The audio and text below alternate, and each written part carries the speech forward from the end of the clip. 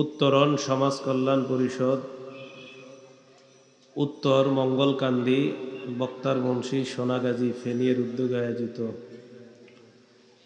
প্রথম বার্ষিক ওয়াজ মাহফিলের প্রধান অতিথি জনাব মোশাররফ হোসেন বাদল, চেয়ারম্যান ৩ নং মঙ্গলকান্দি ইউনিয়ন পরিষদ, সভাপতি মাওলানা বজলুর রহমান, সাবেক প্রিন্সিপাল, উসমানিয়া আলিম মাদ্রাসা, তাকিয়া বাজার, সোনাগাজী, ফেনী,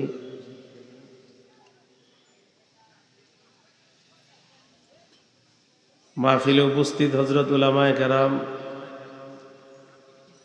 মুসলমান ভাইয়েরা,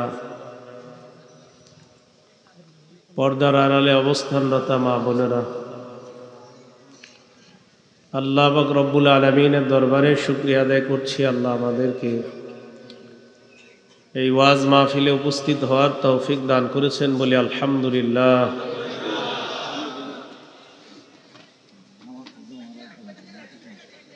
সূরা শুরা 49-50 নম্বর আয়াতে কারিমা তেলাওয়াত করলাম। এই আয়াতে আল্লাহ পাক রব্বুল আলামিন বলেন, লিল্লাহি মুলকুস সামাওয়াতি ওয়াল আরদ, আসমান জমিনের রাজত্ব আল্লাহর। ইয়াখলুকু মা ইয়াশা, আল্লাহ যা চান তা সৃষ্টি করেন। ইয়াহাবু লিমান ইয়াশাউ ইনাসা ওয়া ইয়াহাবু লিমান ইয়াশাউ যুকুর, আল্লাহ যাকে চান কন্যা দান করেন, যাকে চান আল্লাহ ছেলে দান করেন। আও ইউযাওবিজুহুম যুকরানা ওয়া ইনাসা, যাকে চান আল্লাহ তাকে ছেলে মেয়ে উভয়টা দান করেন।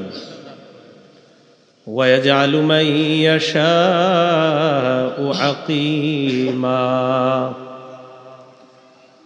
আল্লাহ যাকে চান তাকে বন্ধা বানান। ছেলে দিবে মেয়ে দিবে এই ক্ষমতা আল্লাহর। ছেলে মেয়ে কোনোটাই হবে না, এই ক্ষমতাও আল্লাহর। আল্লাহ চাইলে ছেলে হবে, চাইলে মেয়ে হবে, চাইলে আল্লাহ ছেলেও হবে না মেয়ে হবে না, আল্লাহ যা চান সেটাই হবে।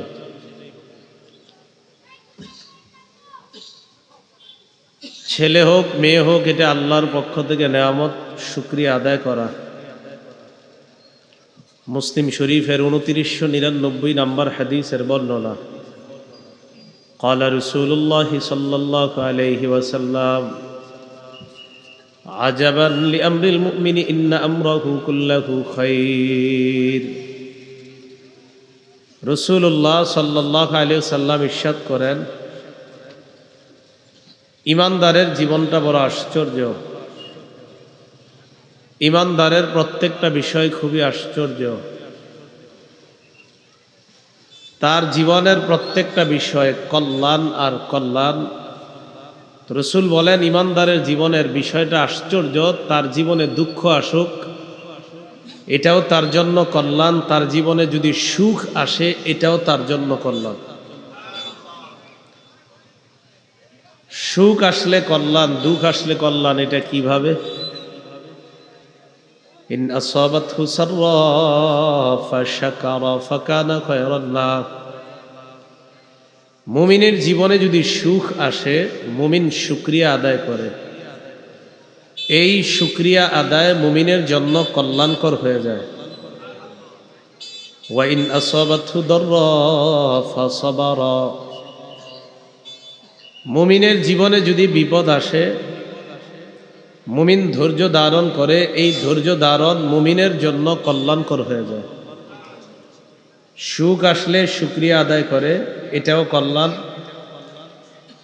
দুঃখ আসলে ধৈর্য ধারণ করে, এটাও মুমিনের জন্য কল্যাণ। তাহলে বলেন তো, ছেলে হোক মেয়ে হোক, এই নেয়ামত কার? আল্লাহ। মেয়ে হলে চেহারাটা কালো করা যাবে? সূরা নাহলের 58 নম্বর আয়াতে আল্লাহ বলেন, وَإِذَا بُشِّرَ أَحَدُهُم بِالْأُنثَىٰ ظَلَّ وَجْهُهُ مُسْوَدًّا وَهُوَ كَظِيمٌ, তাদের কাউকে যখন কন্যা সন্তানের সুসংবাদ দেওয়া হয় তখন তাদের অনেকের চেহারাটা কালো হয়ে যায়, কপাল কুঁচকায়। আমাদের সমাজে শুধু বাপের বা মার চেহারা কালো হয় এমন না, মার তো হয় না, সাধারণত বাপের, বাপ সহ দাদা দাদি 14 গোষ্ঠীর চেহারা কালো হয় মেয়ে হইলে।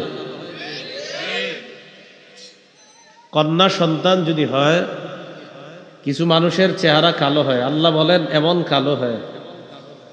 চেহারা তো কালো হয় হয়, অহুয়া কাজিম, সে খুব রাগান্বিত, কপাল কুঁচকায়, মেজাজ খারাপ, এটা কেন হইল? কন্যা এটা হলে চেহারা কালো করা যাবে না। এক মেয়ে আছে, কাদের হাত তোলেন তো, হাত নামান। একটা কিতাব আছে, নাম তাখরিজুল মুসনাদ, 3 নম্বর খণ্ড, 294 নম্বর পৃষ্ঠা।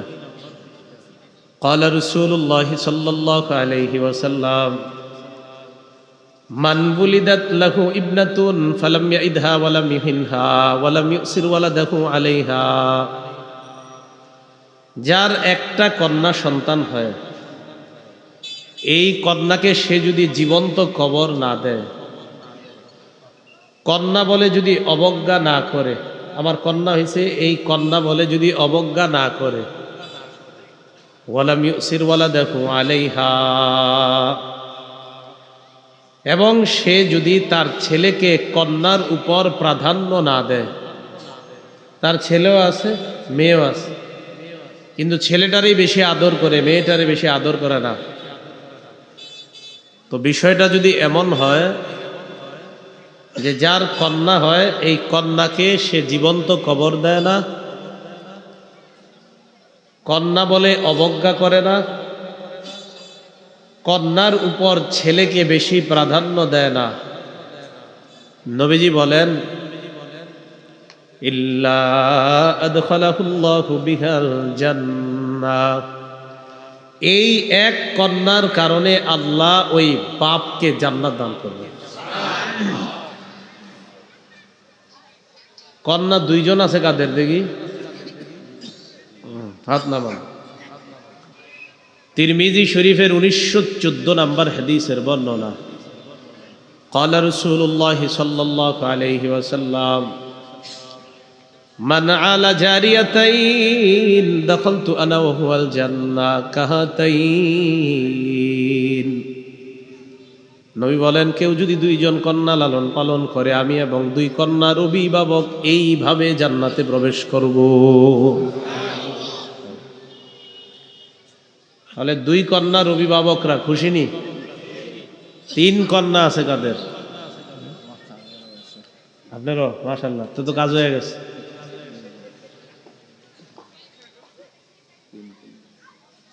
আস-সিলসিলাতুস সহিহা 1027 নম্বর হাদিস, ক্বালা রাসূলুল্লাহ সাল্লাল্লাহু আলাইহি ওয়াসাল্লাম, নবীজি বলেন, মান কানা লাহু সালাসু বানাত, যার 3 কন্যা আছে, ফায়ুবিহিন্না, এই 3 কন্যাকে বাবা আশ্রয় দেয়, ওয়া ইয়ারহামুহুন্না, বাবা আদর করে, মায়া করে, তাদেরকে কন্যা বলে অবজ্ঞা করে না, কখনো তাদেরকে বাবা অভাব বুঝতে দেয় না, আদর, কখনো আদরের অভাব পড়ে না, কখনো আদরের ভাটা পড়ে না, বাবা সব সময় বলে আমি আছি, তোমাদের কোনো চিন্তা নাই। নবীজি বলেন, ওয়াজাবাত লাহুল জান্নাহ আলবাত্তাতা, ওই বাবার জন্য জান্নাত অবধারিত হয়ে যায়। অবধারিতভাবে জান্নাত আবশ্যক বলছে, নবীজি বলছে অবধারিতভাবে ওই বাবার জন্য জান্নাত আবশ্যক হয়ে যায়। তাহলে কন্যা এটা হওয়া, এটা কপাল কালো করা যাবে না। 1 কন্যাও খুশি হবেন, 2 কন্যাও খুশি হবেন, 3 কন্যা বা 3-এর অধিক কন্যা হলেও চেহারা কালো করা যাবে না, কারণ ফায়সালাটা কার? আল্লাহ। এবার এই কন্যা বড় হওয়ার পর কন্যাকে যখন লালন পালন করবেন, ছোটবেলা থেকে কন্যাকে এমনভাবে লালন পালন করবেন বালেগা হওয়ার সাথে সাথে, বালেগা হওয়ার আগেই যেন কন্যা বুঝতে পারে আমি একজন মেয়ে হিসাবে ইসলামের কিছু বিধিবিধান আমার জন্য মেনে চলা আবশ্যক, এটা যেন বালেগা হওয়ার আগেই মেয়েটা বুঝতে পারে। যেমন শৈশব থেকে আপনার মেয়েটা যখন বড় হবে, তার পোশাকের ক্ষেত্রে আপনি গুরুত্ব দেওয়া, যে তার পোশাকটা কোন ধরনের পোশাক হওয়া চাই। আম্মাজান আয়েশা সিদ্দিকা রাদিয়াল্লাহু তাআলা আনহার ভাতিজি হাফসা বিনতু আব্দুর রহমান ফুফুর কাছে আসছে। ভাইয়ের মেয়ে ভাতিজি ফুফুর কাছে আসছে, ছোট মেয়ে। দখলাত হাফসা বিনতু আব্দুর রহমান আলা আয়েশা রাদিয়াল্লাহু তাআলা আনহা ওয়া আলাইহা খিমারুন রাকীক। আম্মা জান আয়েশা সিদ্দিকা রাদিয়াল্লাহু তাআলা আনহার ভাতিজি ফুফুর কাছে আসছে, এমন অবস্থায় গায়ের উপর একটা পাতলা ওড়না পরিধান করে আম্মা জান আয়েশা সিদ্দিকার কাছে আসলেন। আম্মা জান আয়েশা সিদ্দিকা রাদিয়াল্লাহু তাআলা আনহা যখন এই পাতলা ওড়না দেখলেন, শাক্কাত, সাথে সাথে ওই ওড়নাটা টুকরা টুকরা করে ফেললেন। কাসাতহা খিমারন কাসিফা, মোটা একটা ওড়না ভাতিজির গায়ে দিয়ে দিলেন। পাতলা ওড়নাটা ছিঁড়ে ফেলছে, একটা মোটা ওড়না ভাতিজির গায়ে দিয়ে দিয়েছে। এখান থেকে বোঝা যায় ছোট থেকে আপনার মেয়েটাকে শালীন পোশাকে বড় করা, যেন ও বালেগা হওয়ার আগেই বুঝতে পারে যে আমি একজন সম্মানিতা এই পৃথিবীতে। মেয়েরা অনেক সম্মানিতা। একটা নেককার নারী পৃথিবীর শ্রেষ্ঠ সম্পদ। মুসলিম শরীফের 3535 নম্বর হাদিসের বর্ণনা। ক্বালা রাসূলুল্লাহ সাল্লাল্লাহু আলাইহি ওয়াসাল্লাম, নবীজি বলেন, আদ-দুনিয়া মাতা ওয়া খায়রু মাতা'id দুনিয়া আল মারআতুস সালিহা। এই দুনিয়াটা হলো উপভোগের জায়গা, দুনিয়াটা ভোগের জায়গা। নবীজি বলেন এই পৃথিবীর মধ্যে সবচাইতে শ্রেষ্ঠ সম্পদ হলো একজন নেককার নারী। পৃথিবীতে শ্রেষ্ঠ সম্পদ একজন নেককার নারী। একটা মেয়ে যেন তার দাম বুঝে সে বড় হতে পারে, যে আমি একজন শ্রেষ্ঠ, আমার অনেক দাম। আমি নারীর পেট থেকেই নবীদের জন্ম হয়েছে, নবীরাও নারীর পেট থেকে দুনিয়াতে আসছে, পৃথিবীর শ্রেষ্ঠ মানুষগুলাও নারীর পেট থেকে আসছে দুনিয়াতে। এই জন্য প্রত্যেকটা নারী তার দাম বোঝা উচিত, যে আমার অনেক দাম, আমার অনেক সম্মান ইসলাম দিয়েছে, এটা বুঝে যেন সে বড় হতে পারে। তো এইভাবে আমাদের অভিভাবক যারা আছি আমরা যেন আমাদের কন্যা তাদেরকে এরকম শালীনভাবে বড় করতে পারি। আল্লাহ তৌফিক দান করেন। বালেগা হওয়ার আগেই যেন তার মাঝে পর্দার একটা গুরুত্ব, বিষয়টা যেন তার কাছে বুঝে আসে। সূরা আহজাবের 59 নম্বর আয়াতে আল্লাহ বলেন, ইয়া আইয়ুহান নাবিয়্যু কুল লিআজওয়াজিকা ওয়া বানাতিকা ওয়া নিসাইল মুমিনিনা ইউদনিনা আলাইহিন্না মিন জালাবিবিহিন্না। নবী আপনি বলেন, আপনার বিবিদেরকে বলেন, আপনার কন্যাদেরকে বলেন, মুমিনদের স্ত্রীদেরকে বলেন, তারা যেন তাদের জিলবাব, চাদরের কিছু অংশ তারা যেন এইভাবে ফেলে দেয়। মুফাসসিরিনে কেরাম লেখছেন, উপর থেকে এইভাবে চেহারার সামনে যেন তারা ফেলে দেয়। জিলবাবের ব্যাখ্যা আব্দুল্লাহ ইবনে আব্বাস রাদিয়াল্লাহু তাআলা আনহুমা বলেন, জিলবাব বলা হয় এক চোখ খোলা রেখে বাকি পুরা চেহারা ঢাকা, তাকে বলা হয় জিলবাব। জিলবাব দিয়ে শুধু এক চোখ খোলা রেখে পুরা চেহারা ঢাকা, এটাকে বলা হয় জিলবাব। তো যাই হোক, এখান থেকে বোঝা যায় জিলবাব হলো উপর থেকে এইভাবে পর্দাটা ফেলে দেওয়া। বুখারীর এক বর্ণনায় বোঝা যায় রাসূলুল্লাহ সাল্লাল্লাহু আলাইহি সাল্লাম বলেন, মেয়েরা যেন হজের সময় তাদের চেহারার উপর, চেহারার সাথে নেকাব না রাখে। আচ্ছা বলেন তো, হজের সময় যেন না রাখে, তার মানে হজ ছাড়া রাখে? আরে হজের সময় না রাখা মানে বোঝা যায় হজ ছাড়া আগে রাখতো, হজের সময় রসুল বললেন এটা যেন চেহারার সাথে না থাকে। এখান থেকে বোঝা যায় রসুলের যুগ থেকেই নারীরা মুখ ঢাকতো।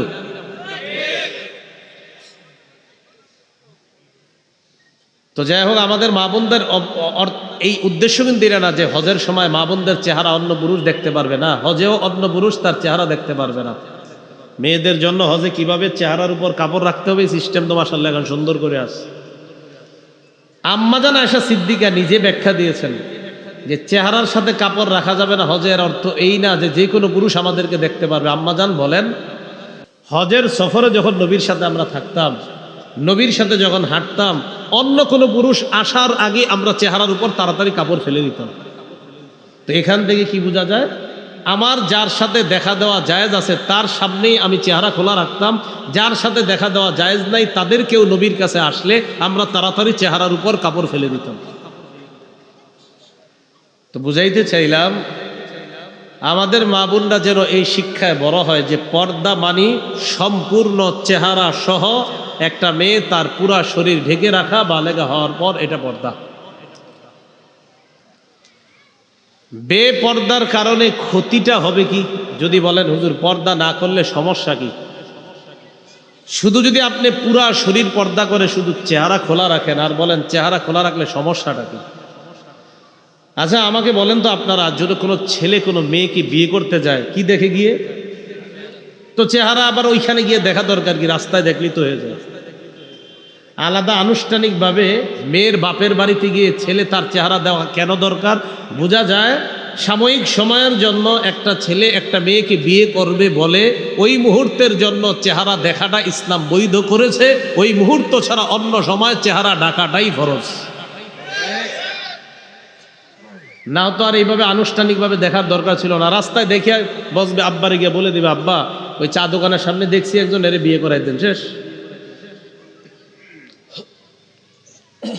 বেপর্দার কি ক্ষতি? বেপর্দার এক নাম্বার ক্ষতি, অবিবাহিত ছেলে মেয়ে তাদের মাঝে হারাম সম্পর্ক, আর বিবাহিত যদি কেউ হয় তো তাদের অন্য কারো সাথে কোনো হারাম সম্পর্ক হয়ে যেতে পারে, যেটাকে বাংলায় পরকিয়া বলা হয়।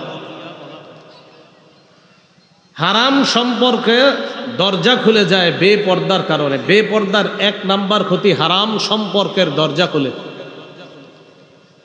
তখন কি করে ছেলে মেয়ে, যে বিয়ের আগে দুজন দুজনকে 5 বছর চেনা জানা করে নেই তারপর বিয়ে করব। এটা কি হালাল না হারাম? হারাম। একটা ছেলে এবং একটা মেয়ে কাছাকাছি আসবে, তাদের মাঝে সম্পর্কের একমাত্র পবিত্র বিধানের নাম বিয়ে করা। বলেন সবাই, কি করা? বিয়ে করা।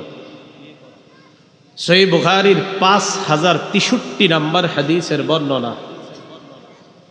عن أنس بن مالك رضي الله تعالى عنه قال جاء ثلاثة رهط إلى بيوت أزواج النبي صلى الله عليه وسلم يسألون عن عبادة النبي صلى الله عليه وسلم। নবীজির বিবিদের ঘরের সামনে 3 ব্যক্তি আসছে নবীজির ইবাদত সম্পর্কে জানার জন্য। হাদিসটা মন দিয়ে বুঝবেন। কয় ব্যক্তি? 3 ব্যক্তি আসছে নবীজির ইবাদত সম্পর্কে জানার জন্য। ফালাম্মা উখবিরু কান্নাকুম তাকাল্লুহা, যখন এই 3 ব্যক্তিকে নবীজির ইবাদতের ব্যাপারে জানানো হলো, এই 3 ব্যক্তির কাছে নবীর ইবাদত কম মনে হলো। কি মনে হলো? কম। তাদের ধারণা নবীজি সারাক্ষণ ঘরে নফল পড়ে, তাদের ধারণা নবীজি সারাক্ষণ তাহাজ্জুদ পড়ে, নবীজি বিবিদের কাছেই যায় না, এটা ছিল তাদের ধারণা। ফাকালু আইনা নাহনু মিনান নবী সাল্লাল্লাহু আলাইহি ওয়াসাল্লাম ওয়া ক্বাদ গফারাল্লাহু লাহু মা তাকদ্দামা মিন যামবিহি ওয়া মা তাআখার। তারা 3 জন বললেন, কোথায় আমরা, কোথায় আল্লাহর নবী? তার আগে কোনো গুনাহ নাই, পরে কোনো গুনাহ নাই। যদিও থাকতো, যদি থাকতো, নাই যদি থাকতো, আল্লাহ অগ্রিম সব মাফ করে দিছেন।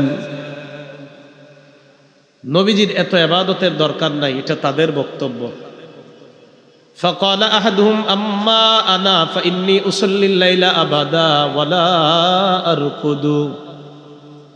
তাদের একজন বললেন, আমি সারা রাত নামাজ পড়বো, আমি ঘুমাবো না। সারা রাত নামাজ পড়বে, ঘুমাবে না। ওয়াকালা আখর ইন্নী আসুমুদ দাহরা ওয়ালা উফতিরু, আমি সারা জীবন রোজা রাখবো, আমি কখনো রোজা ছাড়বো না। ওয়া ক্বালা আখার আনা আতাজিলুন নিসা ফালা আতাজাওয়াজু আবাদা, আরেকজন কয় আমি সারা জীবন নারীদের থেকে দূরে থাকবো, কখনো বিয়ে করব না। একজন সারা রাত নামাজ পড়বে, ঘুমাবে না। আরেকজন সারা জীবন রোজা রাখবে, রোজা ছাড়বে না। আরেকজন নারীদেরকে বিয়ে করবে না। ফাজা রাসূলুল্লাহ সাল্লাল্লাহু আলাইহি ওয়াসাল্লাম ইলাইহিম, নবীজি তাদের কাছে আসলেন। আসার পর বললেন, আনতুমুল্লাযীনা কুলতুম কাযা ওয়া কাযা, তোমরাই তারা যারা এমন এমন বলেছ, একজনে সারা রাত নামাজ পড়বা, আরেকজন সারা জীবন রোজা রাখবা, আরেকজন বিয়ে করব না, তোমরা তারা না? নবীজি বললেন, ওয়াল্লাহি ইন্নী লাআখশাকুম লিল্লাহ, শোনো তোমরা, আল্লাহর কসম, এই পৃথিবীর মধ্যে আমি নবী আল্লাহকে সবচেয়ে বেশি ভয় পাই। আমি আল্লাহরে সবচেয়ে বেশি ভয় পাই, আমি আল্লাহকে সবচেয়ে বেশি ভয় পাই। উসল্লি ওয়া আরকুদু, আমি আল্লাহকে বেশি ভয় পাই। এই আমিও রাতের বেলা নামাজ পড়ি, আবার আমি ঘুমাই। আমি আল্লাহকে সবচেয়ে বেশি ভয় পাওয়া সত্ত্বেও আমি সারা রাত নামাজ পড়ি, এমন না, নামাজও পড়ি আবার ঘুমাই। শরীরের হক আদায় করি, আল্লাহর হক আদায় করি। আমি সবচেয়ে বেশি আল্লাহকে ভয় পাই। আসুমু ওয়া উফতিরু, আমি রোজা রাখি, আবার মাঝে মাঝে রোজা রাখি না। সোমবারে রাখি, বৃহস্পতিবার রাখি, মাঝখানের দিনগুলা রাখি না। আমি আল্লাহকে সবচেয়ে বেশি ভয় পাই। আনা আতাজাওয়াজুন নিসা, আমি নারীদেরকে বিয়ে করি। নবী কি বুঝাইতে চায়? আমি আল্লাহরে ভয় করা সত্ত্বেও আমি সারা রাত নামাজ পড়ি, এমন না। আমি আল্লাহরে সবচেয়ে বেশি ভয় করা সত্ত্বেও আমি সারা জীবন রোজা রাখি, এমন না। আমি আল্লাহকে সবচেয়ে বেশি ভয় করা সত্ত্বেও আমি বিবিদের থেকে দূরে থাকি, এমন না। আমি আল্লাহকে ভয় করা সত্ত্বেও এইগুলাও আমি করি, কারণ একজন মুসলমানের এগুলাও ইবাদতের অন্তর্ভুক্ত। কোনো মুসলমান যখন আল্লাহর বিধান পালন করে ঘুমায়, তার ঘুমও ইবাদতের অন্তর্ভুক্ত হয়ে যায়। তো রাসূলুল্লাহ সাল্লাল্লাহু আলাইহি সাল্লাম বললেন, ফামান রাগিবা আন সুন্নতি ফালাইসা মিন্নি, আমার সুন্নতকে যে অবজ্ঞা করে সে আমার অন্তর্ভুক্ত নয়। নাউজুবিল্লাহ। বলেন, নবী অন্য কোন না। ভাই, আপনাদের এলাকা আমি নতুন তো, নিয়ম জানে না, পাশে আওয়াজ হলে কিন্তু আমি ওয়াজ বন্ধ করে দিই। এই জন্য কিচ্ছু বলতেছি না, অনেকক্ষণ সহ্য করে আছি। আমি কোথাও গেলে অন্য এলাকায় জানে যে আওয়াজ হবে, ওয়াজ বন্ধ, এই জন্য কোথাও আওয়াজ হয় না। এদিকে নতুন তো, এই জন্য হয়তো জানেন না বিষয়টা। আওয়াজ হলে একটু করে ছেড়ে দিব আমি। রাসূলুল্লাহ সাল্লাল্লাহু আলাইহি সাল্লাম বললেন যে আমি আল্লাহকে সবচেয়ে বেশি ভয় পাই। আমি বিয়ে করি, যে আমার সুন্নতকে অবজ্ঞা করে সে আমার অন্তর্ভুক্ত নয়। মাহফিলকে মাহফিলের মতো আয়োজন করার চেষ্টা করবেন। আশেপাশে কোনো আওয়াজ হওয়া এটা মাহফিল না। মাহফিল এটা ধর্মীয় আলোচনা, এটা মানুষের হেদায়েতের একটা জায়গা। আশেপাশে আওয়াজ তো মানে ফাইজলামি, তামাশা। এটা তামাশা না, এটা হেদায়েতের জায়গা। হেদায়েতের জায়গার আশেপাশে তামাশা হবে কেন?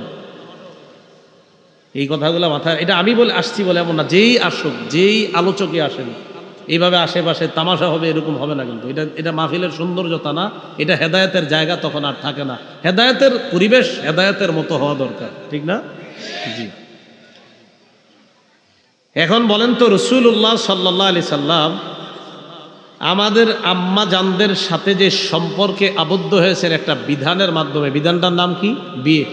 কিসের মাধ্যমে? বিয়ে করা। খুব ভালো করে বুঝেন, কাজে লাগবে। সহিহ বুখারীর 5078 নম্বর হাদিসের বর্ণনা। এই হাদিসের বর্ণনাকারী সাহাবিয়া আম্মাজান আয়েশা সিদ্দিকা রাদিয়াল্লাহু তাআলা আনহা। আম্মাজান আয়েশা সিদ্দিকা রাদিয়াল্লাহু তাআলা আনহার বর্ণনা, তিনি বলেন, ক্বালা রাসূলুল্লাহ সাল্লাল্লাহু আলাইহি ওয়াসাল্লাম, নবীজি বলেন, আয়েশা, ইন্নী উরিতুকি ফিল মানাম মাররাতাইন। আয়েশা, তোমাকে বিয়ের আগে স্বপ্ন যুগে আমাকে দুবার দেখানো হয়েছে। আমি তোমাকে বিয়ের আগে স্বপ্নে দুবার দেখছি। আমি দেখলাম ফাইদা রাজুলুন ইয়াহমিলুকি ফি সারাকাতি হারির, আমি দেখলাম এক ব্যক্তি তোমাকে রেশমের কাপড়ে জড়িয়ে কোথায় যেন নিয়ে যায়। ফায়াকুলু হাদিহি ইমরাআতুক, আমাকে বললেন এই রেশমের কাপড়ের মধ্যে যে আছে এটাই আপনার বিবি। তো রেশমের কাপড় দিয়ে পেঁচানো দেখতেছি না। নবীজি বলেন রেশমের কাপড়টা আমি সরাইলাম, ফাইদা হিয়া আনতি, আমি দেখলাম রেশমের কাপড়ের মধ্যে আয়েশা তোমাকে দেখা যায়। নবী বলেন ফাকুলু ইয়াকুন হাদা মিনাল্লাহ ইউমজি, আমি মনে মনে বললাম এই স্বপ্ন যদি আল্লাহর পক্ষ থেকে হয় অচিরেই আল্লাহ বাস্তবায়ন ঘটাবেন, মানে তোমাকে আমার বিবি বানায়া দিবেন। বলেন তো আম্মাজান আয়েশা সিদ্দিকা রাদিয়াল্লাহু তাআলা আনহার সাথে আল্লাহ রসুলের একটা পবিত্র সম্পর্ক হয়েছে। আম্মাজান আয়েশা আমাদের আম্মাজান হয়েছে একটা পবিত্র বিধানের মাধ্যমে। এটার নাম কি? বিয়ে করা। তাহলে বিয়ে করা এটা হলো ইসলামের পবিত্র বিধান। এই পবিত্র বিধানের মাধ্যমে একটা ছেলে এবং মেয়ের সম্পর্ক হবে। আপনার সন্তান যেন বালেগা হওয়ার আগে থেকে এই মানসিকতায় বড় হয় যে আমার জীবনে হারাম কোনো সম্পর্ক, এটা ইসলামে নিষেধ। সহিহ বুখারীর বর্ণনা 5069 নাম্বার হাদিস। আব্দুল্লাহ ইবনে আব্বাস রাদিয়াল্লাহু তাআলা আনহুমার ছাত্রকে আব্দুল্লাহ ইবনে আব্বাস বললেন, قال لي ابن عباس رضي الله تعالى عنهما هل تزوجت। আব্দুল্লাহ ইবনে আব্বাস রাদিয়াল্লাহু তাআলা আনহুমা তার ছাত্রকে বললেন তুমি বিয়ে করেছো কিনা? ছাত্র জবাব দিলেন না, এখনো আমি বিয়ে করি নাই। আব্দুল্লাহ ইবনে আব্বাস বললেন তাজাওয়াজ ফাইন্না খায়রা হাদিহিল উম্মাহ আকসারুহা নিসাআ, বিয়ে করো, কেননা এই উম্মতের সর্বশ্রেষ্ঠ যেই মানুষটা তার অধিক সংখ্যক বিবি ছিল, আর তুমি এখনো বিয়ে করো নাই। এই উম্মতের সর্বশ্রেষ্ঠ যে মানুষটা তার অধিক সংখ্যক বিবি ছিল, আর তুমি এখনো বিয়ে করো নাই, তাড়াতাড়ি বিয়ে করো। আব্দুল্লাহ ইবনে আব্বাস তার এক ছাত্রকে তার যৌবনের হেফাজতের জন্য একটা সম্পর্ক আবদ্ধ হওয়ার জন্য পরামর্শ দিলেন। বলেন তো কি সম্পর্কটা? মাশাআল্লাহ, তিরমিজি শরীফের 1080 নাম্বার হাদিসের বর্ণনা। ক্বালা রাসূলুল্লাহ সাল্লাল্লাহু আলাইহি ওয়াসাল্লাম, নবীজি বলেন আরবাউম মিন সুনানিল মুরসালিন, সমস্ত রাসূলদের সুন্নাত 4টা। বলেন সব রাসূলদের সুন্নাত কয়টা? 1 নাম্বার আল হায়া, লজ্জা। 2 নাম্বার আত-তাআত্তুর, সুগন্ধি ব্যবহার করা। 3 নাম্বার সিওয়াক, মেসওয়াক করা। 4 নাম্বার নিকাহ, বিয়ে করা। সব রাসূলদের সুন্নাত কয়টা? 1 নাম্বার লজ্জা, 2 নাম্বার সুগন্ধি ব্যবহার, 3 নাম্বার মেসওয়াক, 4 নাম্বার, খুব বুঝেন, বলেন রসুলরা কোনো নারীর সাথে পবিত্র একটা সম্পর্কে আবদ্ধ হয়েছেন সব রসুলগণ যে বিধানের মাধ্যমে। বিধানটার নাম কি? সহিহ বুখারীর 5066 নাম্বার হাদিসের বর্ণনা। এই হাদিস শোনার আগে আমার জানতে হবে, যারা বিয়ে করেন না হাত তোলেন তো। শরম কি? নিয়ে তোলেন, দূরে তোলেন, সমস্যা কি? মাশাআল্লাহ, হাত নামা। একটু বুঝেন, নজরের গুনাহ আর লজ্জাস্থানের গুনাহ, কয়টা গুনাহ বললাম? 2টা। নজর, লজ্জাস্থান। খুব ভালোভাবে শ্রদ্ধার সাথে বুঝবো আমরা। নজরের গুনাহ আর লজ্জাস্থানের গুনাহ এটা শুরু হয় কখন? বালেগা হওয়ার এই সামান্য আগে পর থেকেই শুরু হয়। মানে শয়তান তাকে নজরের গুনাহ আর লজ্জাস্থানের গুনাহের প্রতি উৎসাহিত করে। এবার সহিহ বুখারীর 5066 নাম্বার হাদিস শোনেন। হাদিসের বর্ণনাকারী সাহাবীর নাম আব্দুল্লাহ ইবনে মাসউদ রাদিয়াল্লাহু তাআলা আনহু। তিনি বলেন কুন্না মা'আন নবী সাল্লাল্লাহু আলাইহি ওয়াসাল্লাম শাবাবা লা নাজিদু শাইআ। আব্দুল্লাহ ইবনে মাসউদ রাদিয়াল্লাহু তাআলা আনহু বলেন আমরা আল্লাহ নবীর সাথে একদল যুবক ছিলাম, অবিবাহিত সবাই। বলেন তো সবাই জোরে, কি সবাই? একদল যুবক অবিবাহিত। লা নাজিদু শাইআ, এক অবিবাহিত, 2 আমগো টাকা পয়সা নেই। 1 নাম্বার বিয়ে করি নাই, 2 নাম্বার টাকা পয়সাও নেই। বিয়ে করতে টাকা লাগে কিনা? লাগে। ফাকালা লানা রাসূলুল্লাহ সাল্লাল্লাহু আলাইহি ওয়াসাল্লাম, নবীজি বললেন ইয়া মাশারাশ শাবাব, হে যুবকরা, মান ইসতাতাআল বাআতা ফালইতাযাওয়াজ, কোন বর্ণনায় মান ইসতাতাআ মিনকুমুল বাআ, তোমাদের মধ্যে যারা বিয়ে করার সামর্থ্য রাখো, বিবিকে ভরণ পোষণ দেওয়ার সামর্থ্য রাখো, ফাল্যাতাজাওয়াজ, সে যেন বিয়ে করে, ফাইন্নাহু আগাদ্দু লিল বাসার, বিয়ের এক নাম্বার উপকার নজর নিচে রাখে, নজর অবদমিত থাকে, নজরের গুনাহ থেকে হেফাজত থাকা যায়। দুই নাম্বার আহসানুল ইলফাজ, লজ্জাস্থান হেফাজতে সহায়ক হয়ে যায়। হাদিসের মাধ্যমে বুঝতে পারলাম আল্লাহর নবী বলেন যাদের নজরের গুনাহ হয়, লজ্জাস্থানের গুনাহ হয়, তাদের বিয়ের সামর্থ্য থাকলে যেন বিয়ে করে নেয়, কারণ বিয়ে নজরের গুনাহ আর লজ্জাস্থানের গুনাহ থেকে হেফাজত করে। তাহলে বলেন নজরের গুনাহ আর লজ্জাস্থানের গুনাহ থেকে বাঁচার উপায় বলেন বিয়ে, বলেন বাঁচার উপায়। এখন বলেন যাদের সামর্থ্য নাই, আছে না এরকম যাদের সামর্থ্য নাই? নবী বলেন ওয়ামাল্লাম ইস্তাতি ফালাইহি বিসসাওম, যাদের সামর্থ্য নাই তারা রোজা রাখবে। বলেন যাদের সামর্থ্য নাই তারা কি রাখবে? তাহলে সামর্থ্য থাকলে বিয়ে করবে, সামর্থ্য না থাকলে রোজা রাখবে। তাহলে সামর্থ্য থাকলে বিয়ে, সামর্থ্য না থাকলে রোজা। বলেন তো সবাই আমার সাথে, সামর্থ্য থাকলে, না থাকলে গুনাহ করা যাবে না। কি করা যাবে না? তো যাদের নজরের গুনাহ হয়, যাদের লজ্জাস্থানের গুনাহ হয়, আপনি এই অপশন নাই যে হুজুর আমার গুনাহ হয়, আমি বিয়ে করার টাকা নাই। নবী কয় টাকা নাই তো রোজা রাখুন। টাকা না থাকলে রোজা, এই কথা মনে রাখবেন। আল্লাহ আমাদের সকলকে বুঝার তৌফিক দান করেন। এবার বলেন নবীজি যুবকদেরকে পরামর্শ দিলেন গুনাহ থেকে বাঁচার জন্য তোমার জীবনে একটা পবিত্র সম্পর্কে আবদ্ধ হওয়া ভালো, উচিত, দরকার। এই পবিত্র সম্পর্কটার নাম কি? তো বুঝাইতে চাইলাম পর্দাহীনতার এক নাম্বার খারাপ দিক হলো ছেলে মেয়ে উভয়ের প্রতি পবিত্র একটা বিধান যে বিয়ে, এইটা ছাড়াও উভয়ের প্রতি হারাম সম্পর্কে জড়িয়ে পড়ার ঘটনা আমাদের এই নোয়াখালীতে না থাকলেও বাংলাদেশে আছে। কি বলেন? সোনাগাজীতে না থাকলেও বাংলাদেশে আছে, এদিকে না থাকতে পারে। এই হলো এক নাম্বার ক্ষতি। দুই নাম্বার ক্ষতি পর্দাহীনতার, নারী পুরুষের অবাধ মেলামেশার দরজা খুলে যায় পর্দাহীনতার কারণে। কি বললাম? নারী পুরুষের অবাধ মেলামেশার দরজা খুলে যায়, অবাধে মেলামেশা করার সুযোগ হয়ে যায়, রাস্তা খুলে যায়। সহিহ বুখারীর বর্ণনা 5232 নম্বর হাদিসের বর্ণনা। ক্বালা রাসূলুল্লাহ সাল্লাল্লাহু আলাইহি ওয়াসাল্লাম, নবীজি বলেন ইয়্যাকুম ওয়াদ-দুখুল আলান নিসা, তোমরা নারীদের থেকে গমন করা থেকে, তোমরা নারীদের কাছে গমন করা থেকে তোমরা বাঁচো।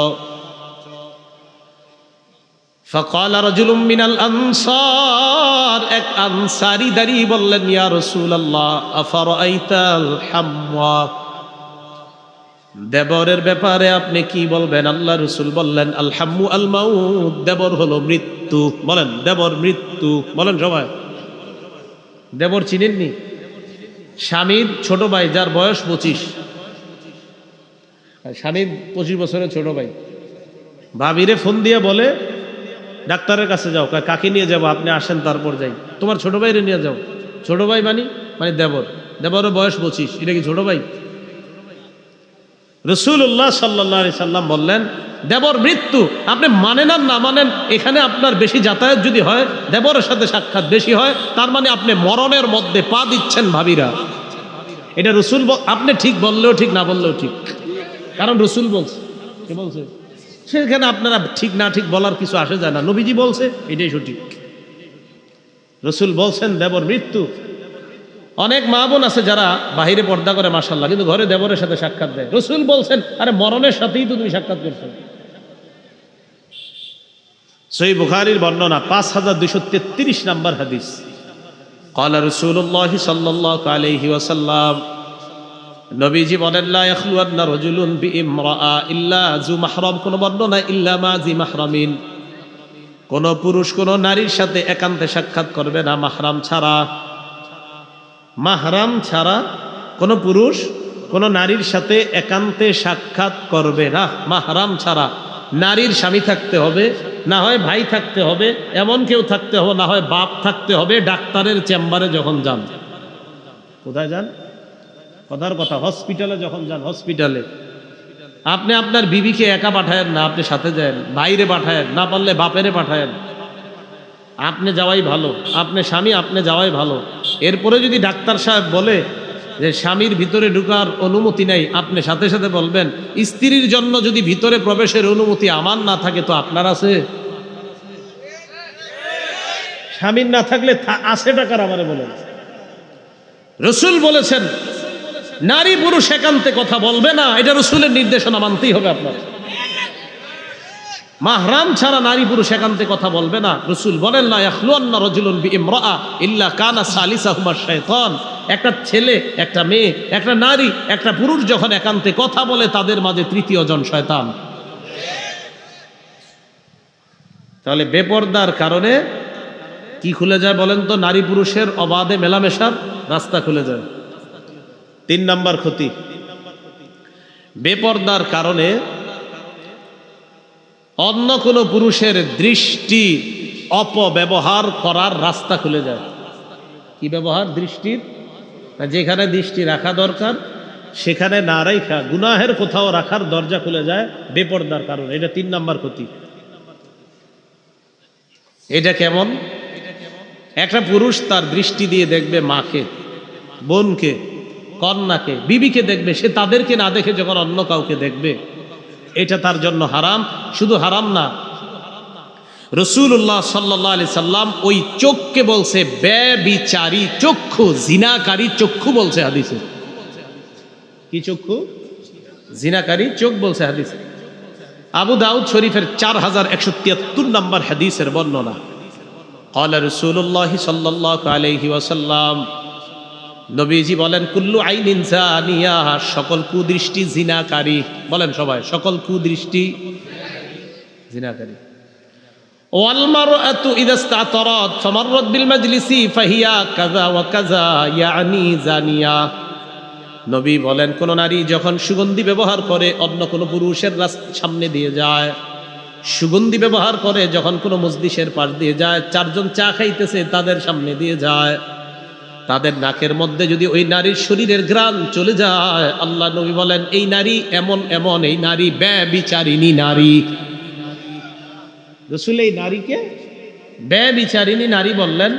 মা বোনরা, আপনার সুগন্ধি আপনার স্বামীর জন্য, এটা অন্য কোনো পুরুষের সামনে আপনি স্প্রে করা, ওই পুরুষের নাকে আপনার সুগন্ধি যাওয়া, রাসূল এই নারীকে ব্যভিচারিণী নারী বলে হাদিসের মধ্যে গণ্য করেছেন।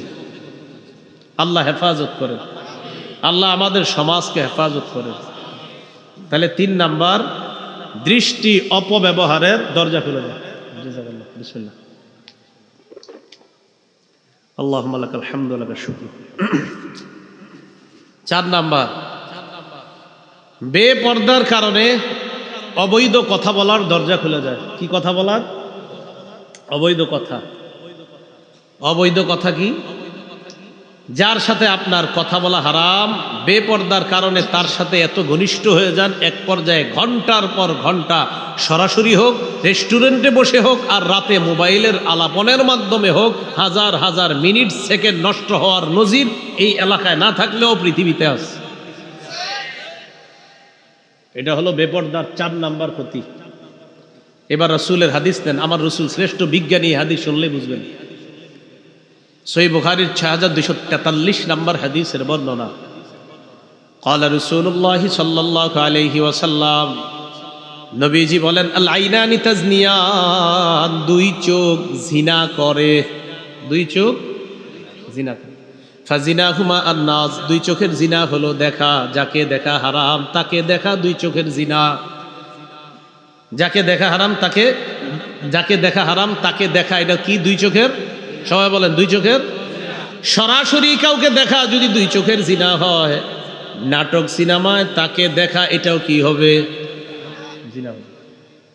সরাসরি দেখা এটা চোখের জিনা, নাটক সিনেমায় দেখাও চোখের জিনা। সাবধান, আপনার মোবাইলটা খারাপ কাজে লাগায়েন না, আপনি আপনার জিন্দিগিটা আপনি নষ্ট করেন না, আপনার যৌবনটা আপনি শেষ করে দিয়েন না। অভিভাবকরা একটু সতর্ক হন। চেয়ারম্যান সাহেব আপনাকে বলে দিয়ে আপনার মাধ্যমে এলাকায় নিয়ম করেন, পড়াশোনা করে যে ছেলেরা, এই সন্তানটা যেন যখন তখন মোবাইল ব্যবহার করতে না পারে, এরকম আইন আমাদের দেশে হইলে খুব ভালো হবে।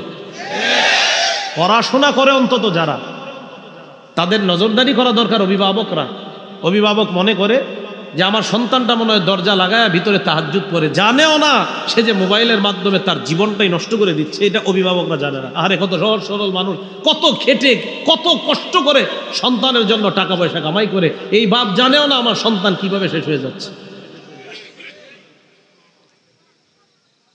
তো বলছিলাম 4 নাম্বার কথা বলাটা, সহিহ বুখারীর 6243 নাম্বার হাদিস, আল আইনানে তাজনিয়ান, 2 চোখ জিনা করে, ফাজিনাহুমা আন্নাস, 2 চোখের জিনা হলো দেখা। এরপর নবী বলেন ওয়াল উযুনান জিনাহুমা আল ইস্তিমা, 2 কানের জিনা হলো শ্রবণ করা, যার কথা শোনা হারাম তার কথা শ্রবণ করা কানের জিনা। অনর্থক কথা বললেন কোনো প্রয়োজন ছাড়া। হ্যাঁ, প্রয়োজনে তো কথা বলার এটা অধিকার দিছে তো, যতটুকু প্রয়োজন, কিন্তু প্রয়োজন ছাড়া আপনি শুধু শুধু কথা বলা কানের জিনা। ওয়াল লিসান জিনাহু আল কালাম, জিহ্বার জিনা হলো কথা বলা। ওয়াল ইয়াদ জিনাহা আল বাস, হাতের জিনা হলো স্পর্শ করা। ওয়ার রিল জিনাহা আল খুতা, পায়ের জিনা হলো হেঁটে যাওয়া। ওয়াল কলবু ইয়াতামান্না ওয়া ইয়াশতাহি, অন্তরের জিনা হলো কল্পনা করা। অন্য বর্ণনায় ওয়ান নাফসু তামান্না ওয়া তাশতাহি, অন্তর কল্পনা করে, এটা অন্তরের জিনা। ওয়াল ফারজু ইউসাদ্দিকু যালিকা আও ইউকাযযিবু, অন্তরের জিনার পর নবী বলেন লজ্জাস্থান এটাকে বাস্তবে রূপদান করে, নাউযুবিল্লাহ। বেপর্দার 4 নাম্বার ক্ষতি, যার সাথে কথা বলা হারাম, বেপরদিগির কারণে তার এত কাছাকাছি হয়ে যায়, তখন তার সাথে কথা বলা ডাল ভাতের মতো কোনো ব্যাপার না। ঘন্টার পর ঘন্টা তার পিছনে কথার মাধ্যমে এমবি সহ টাকা পয়সা সব নষ্ট হচ্ছে। এ হলো 4 নাম্বার ক্ষতি। 5 নাম্বার ক্ষতি বেপরদার, যার শরীরে আমার টাচ করা হারাম, তার শরীরে আমার টাচ হয়ে যাওয়াটা এটা হারাম, এটা হাতের জিনার অন্তর্ভুক্ত হয়ে যায়। মা মাসাত ইয়াদু রাসূলিল্লাহি সাল্লাল্লাহু আলাইহি ওয়াসাল্লাম ইয়াদা ইমরাআতিন কত্তু, আল্লাহ নবীর হাত কোন নারীর হাত কখনো স্পর্শ করে নাই। নবীজি বলেন ওয়াল্লাহি লা উসাফিহুন নিসা, আমি কোন নারীর সাথে কখনো মুসাফা করি না। নবী বলেন লা আমাসসু ইয়াদা ইমরাআ, আমি কোন নারীর হাত কখনো স্পর্শ করি না। ছোট ছোট ভিডিওর মধ্যে দেখবেন অনেকের পায়ের মধ্যে ছেলেও সেজদা দেয়, মেয়েও সেজদা দেয়। যার পায়ে সেজদা দেয় তিনি মাথায় হাত বুলিয়ে দেয়, সাবাস সাবাস, কি সাবাস, মানে উনি খুশি। এটা প্রতারক, এটা সুন্দর হলো না, এটা ইসলামের দুশ্মন, এটা ইসলামের দুশ্মন, ইসলামের সাথে দুশ্মনী করছে। সাবধান, কেউ কোনো নারীর শরীরে স্পর্শ করবে আর সে পীর হয়ে যাবে, আর এইভাবে আপনার বুঝাবে মানুষকে যে ভাই এইভাবে ওইভাবে, আপনার 1-2 ঘন্টা যুক্তি দিবে যে এইভাবে আমাদের সেখানে নারী পুরুষ একসাথে এই সুরতে যাওয়া জায়েজ আছে, আপনারে খালি বুঝাবে। 2 ঘন্টা তার বুঝ শুই না বলবেন আমি সব শুই না বুঝতে পারলাম, আপনার পীর, আপনারা সব ভণ্ড। কোন পীর কোন নারীর শরীরে স্পর্শ করে, এটা পীর হয় কেমনে আমারে বুঝাবে? এইটা কিভাবে পীর বলেন? এটা হালাল না হারাম? হারাম।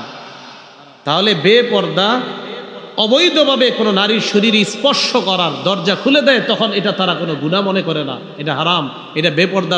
5 নাম্বার ক্ষতি। রাসূলুল্লাহ সাল্লাল্লাহু আলাইহি ওয়াসাল্লাম বলেন, তিরমিজি শরীফের বর্ণনা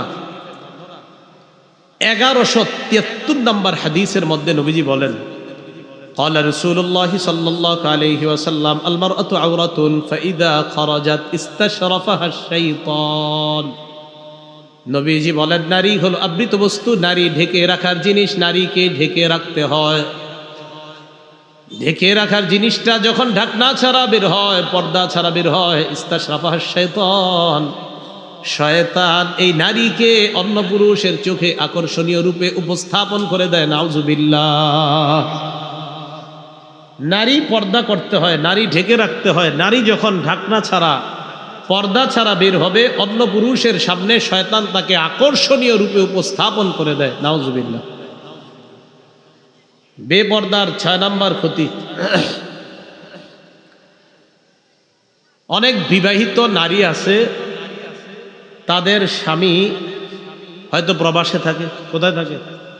মানে বিদেশে থাকে, অথবা তাদের থেকে দীর্ঘদিন দূরে থাকে। শয়তান কি করে, আপনার যেই নারীর স্বামী দীর্ঘদিন দূরে থাকে ওই নারীর ব্যাপারে শয়তান অন্য কোনো পুরুষের নজরে অথবা তার দিলে শয়তান কুমন্ত্রণা দিয়ে এই নারীর উপর খারাপ কোনো দৃষ্টি দেওয়ার জন্য উদ্বুদ্ধ করে। এটা হলো শয়তানের কাজ। এই জন্য একটা কথা মনে রাখবেন, কোন স্বামী তার স্ত্রীর থেকে দীর্ঘদিন দূরে থাকাটা, ওই পুরুষটা এবং এই নারীটা দুজন দুদিক থেকে শয়তান তাদেরকে কোনো না কোনো বিপদের মধ্যে ফেলে দেওয়ার সম্ভাবনা খুব বেশি। বেশি বলেই রাসূল সাল্লাল্লাহু আলাইহি সাল্লাম কি বলে দেখেন, তিরমিজি শরীফের 1172 নম্বর হাদিসের বর্ণনা। ক্বালা রাসূলুল্লাহ সাল্লাল্লাহু আলাইহি ওয়াসাল্লাম, নবীজি বলেন, লা তালিজু আলাল মুগীবাত, যাদের স্বামী ঘরে নাই, যাদের স্বামী দূরে আছে, প্রবাসে আছে, অনুপস্থিত, তাদের কাছে তোমরা গমন করবা না। ফাইন্না শাইতান ইয়াজরি মিন আহাদিকুম মাজরাদ দাম, শয়তান তোমাদের রক্ত চলাচল করে যে শিরা উপশিরা যে রগ দিয়া, ওই রগ দিয়ে শয়তান চলতে পারে। সাহাবারা বললেন, ওয়া মিনকা ইয়া রাসূলুল্লাহ, হুজুর আপনার রগ দিয়ে শয়তান চলতে পারে কিনা?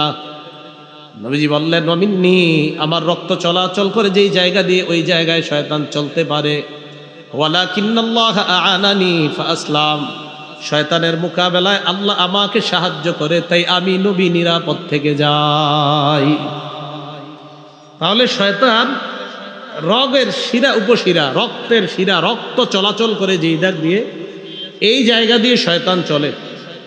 বলছিলাম 6 নাম্বার একটা কারণ, বেপর্দার কারণে যাদের স্বামী দূরে আছে তারা যদি পর্দা না করে, এই নারীটার কাছে যখন কোনো পুরুষ কথাবার্তা বলবে, বিভিন্ন কথাবার্তা বলে তার সাথে কথা বলবে, শয়তান তার মাঝে কুমন্ত্রণা দেওয়ার সম্ভাবনাই বেশি, কারণ আমার নবী নিষেধ করেছে তাদের কাছে যাবে না। 7 নাম্বার, বেপর্দা একটা মেয়ের সাহস এমনভাবে বাড়ায় দেয়, ওই মেয়ে তখন মনে করে আমার যেমনে মন চায়, যেখানে মন চায় আমি সেখানে যাব, কার কি। তখন একটা মেয়ে আপনাদের এই নোয়াখালী থেকে, সোনাগাজী থেকে একা রওনা করবে সুদূর নওগাঁ, উত্তরবঙ্গ, জামালপুর, নেত্রকোনা, আরও দূরে বলেন দিনাজপুর, সেখানেও সে যাইতে সাহসিকতা অর্জন। মাত্রের কাছে কোনো ব্যাপার না, আমি একা যাব, কার কি, আমার বাপ, আমার মা, আমার ভাই বোন আমাকে কেন কিছু বলবে, আমার একটা স্বাধীনতা আছে না। বেপর্দার 7 নাম্বার ক্ষতি, সাহসী বানায় দেয় মানে, কিন্তু এই সাহস তারে বিপদে ফেলায়। কি বিপদ?